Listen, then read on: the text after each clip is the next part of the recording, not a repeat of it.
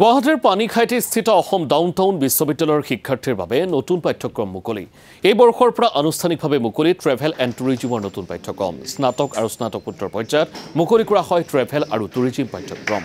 আন্তঃৰাষ্ট্ৰীয় শিক্ষা প্ৰতিষ্ঠান VFS গ্লোবেল একাডেমীৰ সহযোগত মুকলি কৰা হয় এই পাঠ্যক্ৰম। সোমবাৰে দুয়োখন বিশ্ববিদ্যালয়ৰ মাজত স্বাক্ষৰিত চুক্তি অনুসৰি মুকলি কৰা হয় পাঠ্যক্ৰম।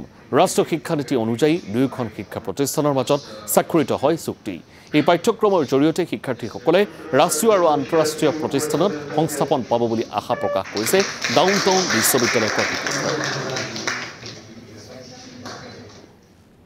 বিশ্ববিদ্যালয় চৌহদত আমি VFS একাডেমি মানে যিয়ে ট্ৰেভেল টুৰিজিমৰ ওপৰত মানে একাডেমিক ইনষ্টিটিউশ্যনবিলাকৰ লগত কলাবৰেশ্যন কৰি মানে কোৰ্চ অফাৰ কৰে।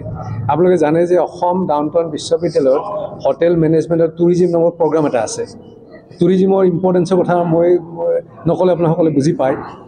কিন্তু এতিয়া আমাৰ ডুবাইত যিটো VFS গ্লোবেল একাডেমি বুলি এটা অৰ্গেনাইজেশ্যন আছে, তেওঁলোকে বিশ্বৰ বিভিন্ন দেশত প্ৰায় 150 কাণ্ট্ৰিজ দেশত তেওঁলোকৰ অফিচ আছে আৰু তাত সেই কাণ্ট্ৰিৰ অনুষ্ঠান একাডেমিক অনুষ্ঠানবিলাকৰ লগত যৌথভাৱে মানে কোৰ্চ অফাৰ কৰে।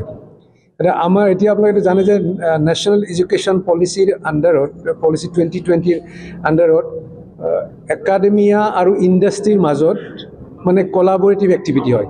তাৰ আমাৰ হোটেল মেনেজমেণ্ট আৰু টুৰিজিম এই প্ৰগ্ৰামটোত এখেতসকলৰ লগত লগ হৈ আমি কেইবাটাও নতুন কোৰ্চ অফাৰ কৰিম।